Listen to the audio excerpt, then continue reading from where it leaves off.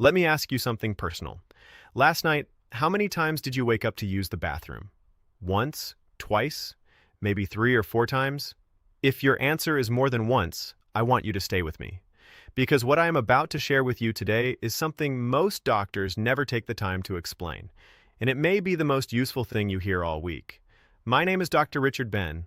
I have been a doctor for more than 25 years, and for most of those years, I have worked with adults over the age of 60. People just like you. People who are trying their best to stay healthy, people who are doing everything right, and people who are still waking up in the middle of the night again and again, wondering why their body will not let them rest. I am going to answer that question today. Clearly, simply, without complicated medical words. And I am going to give you something practical, something you can start tonight. So please, do not click away. Every part of this video matters. And the part that surprises most people, the part about your legs, is the part that changes everything. So stay with me all the way through. First, I want you to know something important. You are not alone in this. Millions of adults over 60 wake up 2, 3, 4 times every single night to use the bathroom. Millions.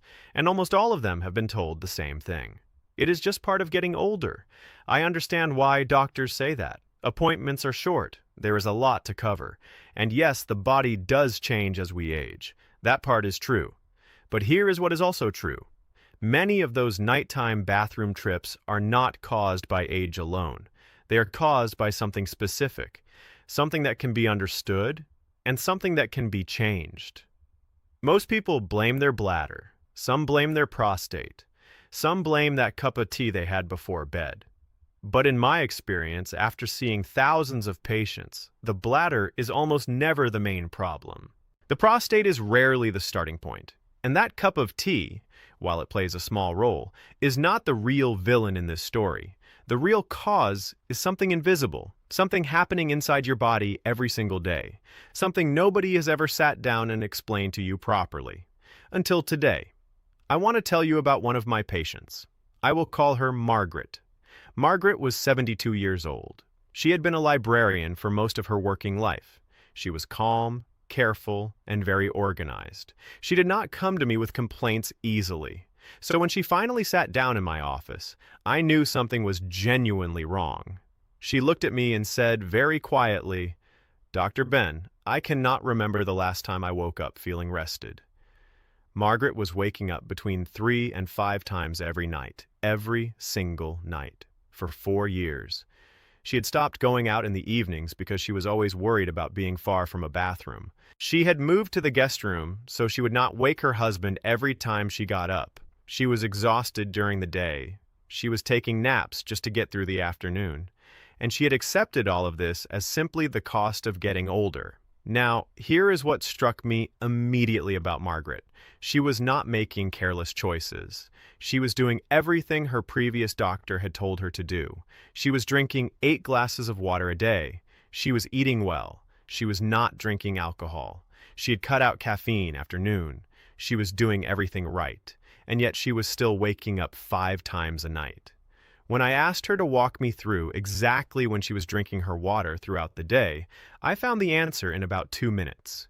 She was drinking a glass with breakfast, 1 at lunch, 1 in the afternoon, 1 with dinner, 1 while watching television in the evening, and sometimes 1 more before bed, because she often woke up feeling thirsty in the night and assumed she was not drinking enough. Margaret was not doing anything wrong by the advice she had been given. But the advice she had been given was not complete. Nobody had explained to her what was happening inside her body at night. Nobody had connected the dots. And that missing information was costing her 4 years of sleep. Let me give you that information now. I want to explain something about your kidneys. And I promise to keep it very simple. Most people think the kidneys are just filters. They clean the blood and make urine. That is true. But that is not the whole story. Your kidneys also follow a daily schedule. They are time-aware. They work differently during the day than they do at night, and that difference is very important. During the day, your kidneys work at full speed. They filter your blood, they make urine, and your bladder empties normally every few hours. Everything runs smoothly. But something important is supposed to happen as the evening arrives. Your brain releases a hormone. It is called vasopressin. Think of it as a nighttime signal, a message your brain sends to your kidneys every evening that says, "Slow down, we are going to sleep now. Make less urine. Let the bladder rest." In younger adults, this signal is strong and reliable. The kidneys respond well. They slow down significantly at night. The bladder stays comfortable for 6, 7, even 8 hours. Sleep stays uninterrupted. But after the age of 60, something changes. The brain begins producing less of this hormone. The nighttime signal becomes weaker. And because the signal is weaker, the kidneys do not slow down as much as they used to. They keep making urine through the night at a pace that is much closer to their daytime speed. At the same time, the bladder itself changes a little. It holds slightly less than it did at 40. And the feeling of urgency, that strong signal that says you need to go, arrives faster and with less warning than it used to.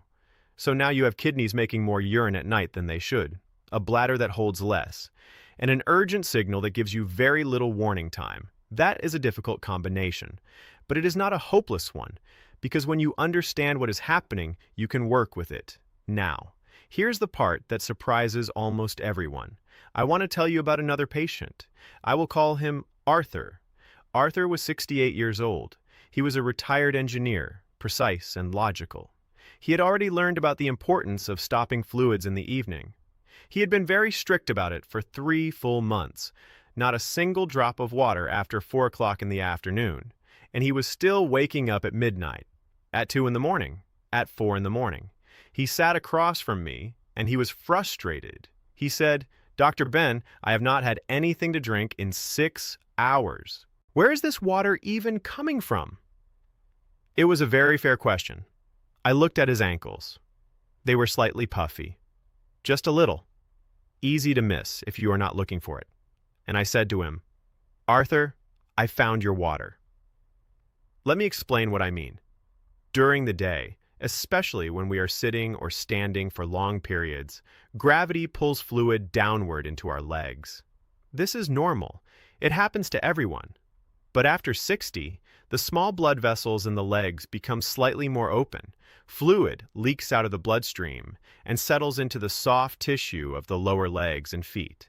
You might notice mild puffiness around your ankles in the late afternoon, or you might not notice anything at all. It can be very subtle. This fluid sits there quietly all day, hidden in your legs like a small stored reservoir. Now here is the problem.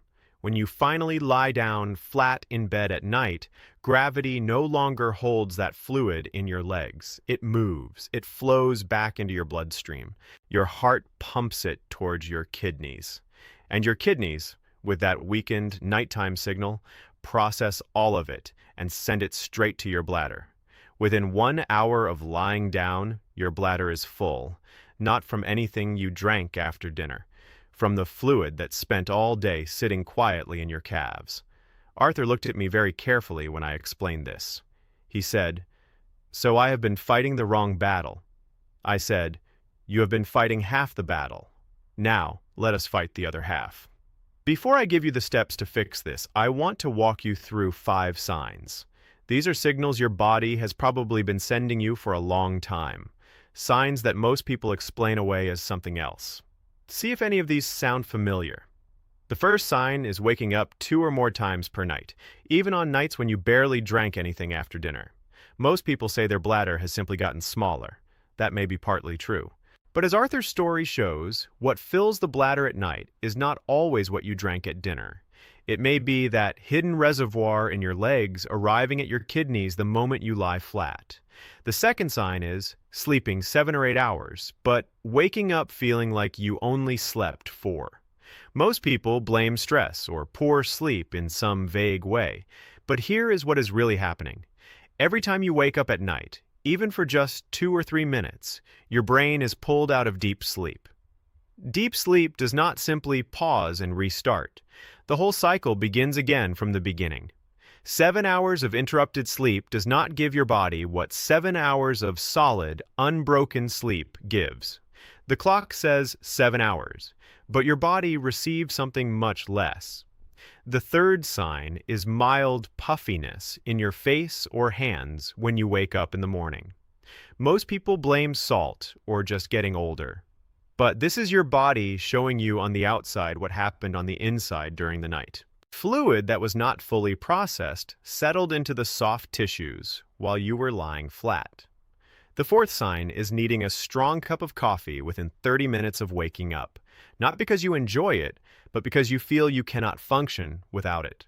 Most people call this a habit, but in many older adults, this strong dependence on caffeine in the morning is the body reaching for help. It is trying to do with caffeine what good deep sleep was supposed to do and did not. The fifth sign is a strong building urge to urinate in the late afternoon, even when you have not had much to drink. Most people say this is simply their bladder getting weaker, but it may actually be your kidneys catching up during the day for work they were forced to do during the night when they should have been resting. If 2 or 3 of these signs sound very familiar to you, please keep watching, because the 3 steps I am about to share were designed specifically for what you are experiencing. I gave Margaret and Arthur the same 3 steps. I call it the Sunset Protocol. It is simple. It is free. It requires no medication. And many people begin to feel a difference within the first week. Here are the 3 steps. The first step is called the sunrise flush. Tomorrow morning, before your coffee, before your tea, before your breakfast, drink 1 full glass of water. A large glass. Do this the moment you wake up. Here is why this matters. After a full night of sleep, your body is mildly dehydrated. Your blood is slightly thick. Your kidneys are just waking up and switching from their slow nighttime mode back to their active daytime mode. A full glass of water first thing in the morning wakes that system up gently and starts filling your fluid needs right at the beginning of the day. This is important. Every glass you drink in the morning is a glass you will not feel tempted to drink at 7 or 8 in the evening. After that first morning glass, keep drinking steadily through the morning hours. Your goal is to have taken in about 60 to 70% of your total daily water before 2 in the afternoon. Not rushing, not gulping large amounts at once, just a steady, consistent flow through the first half of the day. The second step is called the 2 p.m. taper. At 2 in the afternoon, you begin to slow down. You do not stop drinking completely, but you shift from drinking full glasses to taking smaller sips. Less volume, more spaced out. Then, 2.5 hours before your bedtime, you set a firm stopping point. This means if you go to bed at 10 at night, your last real drink of water should be by 7:30. If you go to bed at 11, it should be by 8:30. After that stopping point, the only fluid that touches your lips is a tiny sip if your mouth feels genuinely dry in the night. Just a swallow or 2, not a full glass. A small sip is enough to ease the dryness without restarting the whole pipeline. I also want to mention something simple about bedroom air. Many people wake up feeling thirsty in the night, not because they are truly dehydrated, but because the air in the room is very dry. A basic humidifier in the bedroom set to a comfortable level makes a real difference for many people. It reduces dryness. It reduces the urge to reach for water in the night. It is a small, inexpensive change that is worth trying. Your total daily water intake does not go down with this step. It simply moves earlier in the day. Your body gets everything it needs. It just gets it at a time when the system can handle it properly. The third step is called the gravity drain. This is the step that changes everything for people like Arthur, and it is the one most people have never heard of. Every afternoon, somewhere between 4 and 6 in the evening, before dinner, I want you to lie down flat and raise your legs above the level of your heart. You can rest your calves on 2 or 3 firm pillows. You can put your feet up on the arm of the sofa. A recliner chair also works well. Whatever is comfortable for you. Hold this position for 20 to 30 minutes. What you are doing in this position is using gravity to help you. The fluid that has been collecting in your lower legs all day begins to drain back into your bloodstream. Your heart moves it toward your kidneys, and your kidneys, which are still fully active during the afternoon, process it completely and send it to the bladder. You will probably notice you need to use the bathroom once or twice in the hour or so after you do this. That is exactly what you want. That is the hidden reservoir being emptied while you are still awake, while your body can handle it normally. And when you finally lie down to sleep that night, your legs are already empty. There is nothing left to redistribute. No hidden surge of fluid arriving at your kidneys at midnight. No bladder filling while you are trying to reach deep sleep. Just quiet and rest. 20 to 30 minutes lying with your legs up in the afternoon, that is all it takes. And what it gives back is hours of uninterrupted sleep at night. I want to ask you to do one more small thing alongside these 3 steps. Write down a number every morning. Just one number. How many times did you wake up last night to use the bathroom? Do this starting tonight, before you make any changes. That first number is your starting point. Then begin the protocol tomorrow. And every morning for the next 2 weeks, write down last night's number. You are not looking for a sudden dramatic change overnight. You are looking for a slow, steady improvement over 2 weeks. 1 fewer awakening per night is a very significant improvement. 2 fewer is remarkable. Some people notice a difference within the first 3 or 4 nights. Others need the full 2 weeks. Both are completely normal. What matters is the direction. Is the number going down? That is all you need to watch for. Please also bring this tracking information to your next doctor's appointment. Show your doctor the numbers and ask them to check something called your urine osmolality. It is a simple test. It measures how well your kidneys are concentrating your urine overnight. Most doctors will order it right away when a patient asks specifically. But most patients never think to ask. Now you know to ask. I want to take a moment to talk about something beyond the bathroom trips. Because the real cost of waking up 3 or 4 times a night is not just feeling tired the next day. It goes much deeper than that. During deep sleep, your brain does something remarkable. It activates a cleaning system. Fluid moves through the spaces between brain cells and flushes out waste that has built up during the day. This cleaning process only happens properly during deep, unbroken sleep.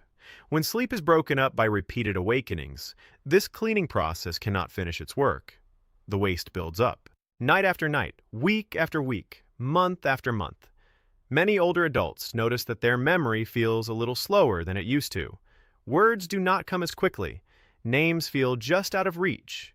Thinking feels a little foggier, and they assume this is simply age.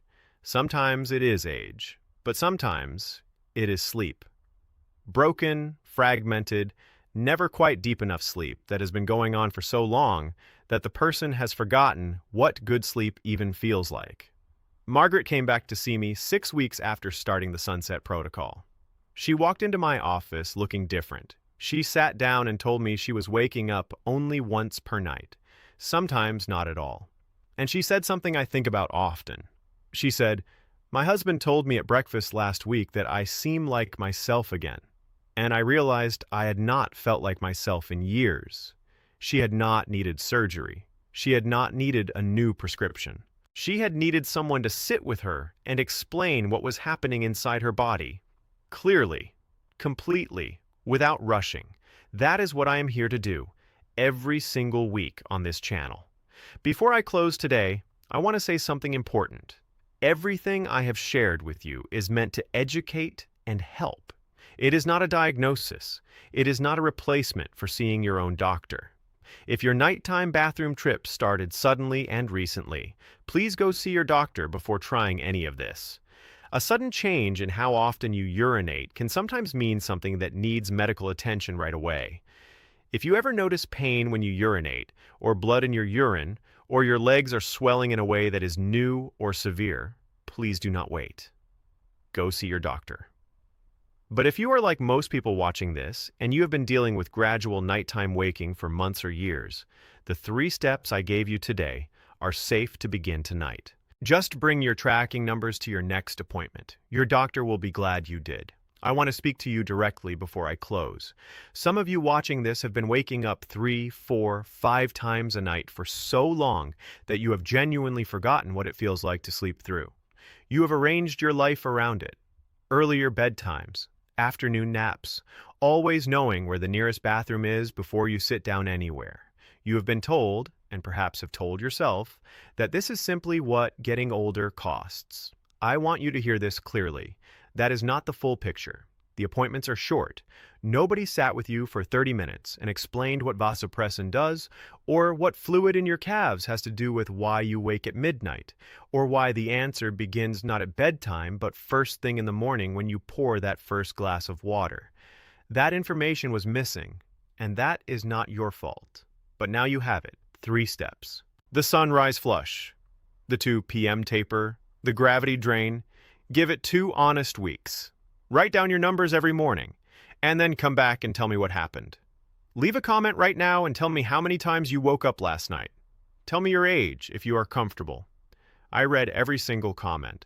Your experience matters to me, and it helps me make the videos that help you. If this video gave you something useful today, please give it a like. It helps more people find this information when they need it most. Please subscribe to Senior Secrets if you have not already. Every week, I come here with honest, clear, practical information made specifically for adults over 60. No rushing, no complicated language. Just the complete picture, explained the way it deserves to be explained. And if you know someone who has been losing sleep for years and has been told it is just aging, please send them this video. It costs you nothing. And it might give them back something they thought was gone forever. Take good care of yourself tonight. Drink your water early. Raise your legs in the afternoon. Give your kidneys the quiet they need. You have earned a good night of sleep. I will see you in the next video.